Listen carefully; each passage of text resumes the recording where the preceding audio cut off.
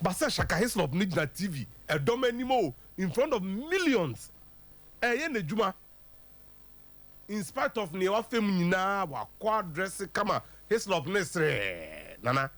Ojina na bi bia ni we chesa obekọ fomo. Milan and the Real Madrid. Big game yesterday mo. Bibia aboma. Aboma pay millions on TV. Afeni Efrem Medic somumra. Sibiwi. Ojina wa yebi san kwahwe o sere kra. Bibia mpem na afewe. Oh. Eh? I mean, look, this is it. Na ye kan na no kwaku. That is the end game. You are here today, you could actually be gone tomorrow through no fault of anybody. But Sidan Kanyame say, you call half time na presenter na sabi jina ESPN so e ka say o e say we timi any gain consciousness. So oko off. Osamba. Na utimi kasa kakra or the hospital is in a stable condition. Shaka Hislop ebra me de hu ni yie pa no. Was that 2006 FA Cup final? Liverpool in West Ham. Yes. He was the goalkeeper for West Ham. Yeah. He had a very good day that day. Now Steven Gerrard so ran you. But he even came to the fore proper when he and Trinidad and Tobago about World Cup in Germany in 2006. TNT. They even went out of their group. The team was captained by Manchester United from Dwight York. But look at Shaka Hislop. He's 59 now. That's it, Kweku. That is it. No, Kweku, that is it. Sebi minka senka ongu. Senra ne nyamemre na so. Se Shaka Hislop be kofie. E na oto form tema. Nka ne ma ne nabusuafo. Image we be hante omo for the rest of their lives. And ntina make us say semren be so anka nyame onkata ya deja so. E ma wi ase nyina hu say ye kose because Charlie SOMPA Sport. This is terrible for Mark Vivian Foy. Yes. Look, Charlie, look at that. Yeah. Antonio Puerta. There was another guy, Danny Haki. Espanol. Charlie. Intimisre. You say you nipa. Benfica player, you know, so very finity. Also, it seems like say I be Okuchai. And I JFA. Any man you look at to a done and niece, they say. Tem. And they call for one. Okay. I want to do no call. Tem. Kuku.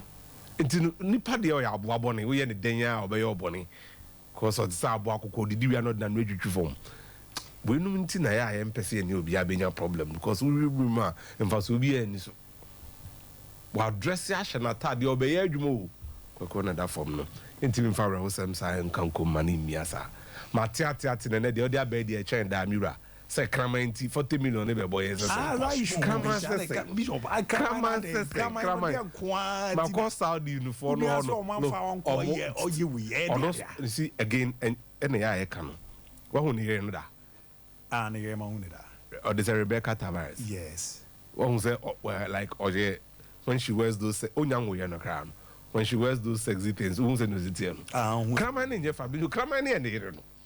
Oh, so that's it. On see on from cry. Wow. On see Kraman from cry. No, say Chama bed. Uja Kramano said the job I know. Uji disobey me. But I'm sure they will find an amicable resolution to that. Oh, Krumana Kojiska Buna Kazas. We have one Kramanti. Kraman. I was have one Kaza Ubimo. Obino Beya Kanem Kwanina. About. Now better o me hono yes I know yes now no me catch us there so unye wura krum ho a na hu ze de mo ye wa no mo e no mo so ze mo nyo mo de mira enra itimi kopiem e o London Diamond League ni de bewie na hu ze they say no be bi ejina no ni nti a focus no e ba track and field no so mo we have 1 month to the World Athletics Championship e o Budapest kweku enra lay down the marker 1 race no na the 200 meters race Noah Lyles with an incredible sprint we could know na last no enra on my 19.47 by running sub 20 na temperatures over 220 seconds 1959 e babiano sub 20 we could Noah Lyles no mo hweful than bibiam Noah Lyles no to sub 20 no 35 times akraketwa 35 times. You see both career, to sub 20 no 34 times. Yeah. Now we are in 35 into a breakers record no way I'll say or catch you as that was just the warning shot. He's coming for the world championship. Okay, he could easily go after the world record when the race is right. One, US were area 19, another fabulous sprinter. And then Lesile Chabogo. Chabogo no. Or a Botswana Niakra. Or a world under 20 champion. Or no to 19.50. Into Chabogo no paper Frankie Fredericks in the African record near down in 200 meters. Long record I ain't seen no. Yes. What paper? What I say? Chabogo Ko. Kwaku Zanel Hughes also to 19.73 from Great Britain. Also a British national record. Now we know what the man is, Ghana. No, say any warrior. I was all guitar check to 19.73 national record. Oh wow! Ever since Amantil Moncho, ebe 400 meters man ma Botswana no. So athlete omu free Botswana. No more 800 meters boy bi no, he was that good and 400 and they call from there Mukwala Isaac Makwala. So it could be some more days see amoni ebe kon. So I say still there 400 meters no so Wade Van Niekerk, second consecutive win. He's peaking at the right time. Look, with 44.36, he also made a statement to Ever Node and Bryce Deadmon. So look, he's the guy. And of course, he's the guy. Or a world record holder, Nepra, and I didn't hear. So, Wade Van Niekerk, especially the last 200, the race was close. But to say, or managing race na ankasa, and he's the guy to beat. Umpeo. He's the guy you'd have to deal with. We see no managing race no from 250 ebano. What the Bokwana say? He's picking his strides at the right time, doing the right thing, making sure he's in the position of strength. Mikano to at every point in time from 250 onwards, which means that he's in a position of strength, deciding so never winning and now why never winning. Open so winner, you'd have to beat him. Yes. He's also in form. A man with 5,000 meters and also was another race that was quite significant for the meet. Yeah, called World Athletic Championship. No, the woman to beat.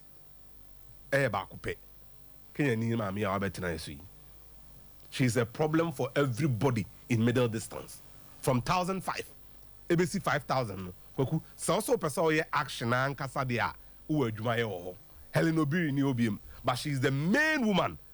Faith Kipyego Nyomana or no Ejinsem, but only and Sifa Hassan Abba. Everybody was expecting say Sifa Hassan or Adia or be controls our 5,000 race no a traditional Ethiopian race. Sene can measure differ ne tirinish baba no. Nti good after guy stepped up a Diamond League meet record or London ho or their paper Sifa Hassan where we no cry. With a time of 14 minutes, 12.29 seconds. Beatrice Chebet, Eddie Chebedi second, 14:13.42. And Sifa Hassan, 14 minutes, 12.92 seconds. A European record. The European record was not enough to place first and second, but rather third. Yeberiye, 400 meters hurdles. I say the US lady, Dalila Mohammed, and then the partner, McLaughlin Levron. Omumienu na nanka yenim so mbe monopolize 400 meters hurdles no. But unfortunately, something is happening. Femka ball no Netherlands no. Should be a problem for everybody because Nieka kono menye sure say 400 meters straight na McLaughlin person okono. Ebe man the kwan amana be 400 meters hurdles ni. Oh, okay. Should have divided attention because niye hu ni sesia enra e London no. Sa race no 2 yen kwaku. Time near 51.45 seconds. Just number. Near Femke ball from Netherlands INA.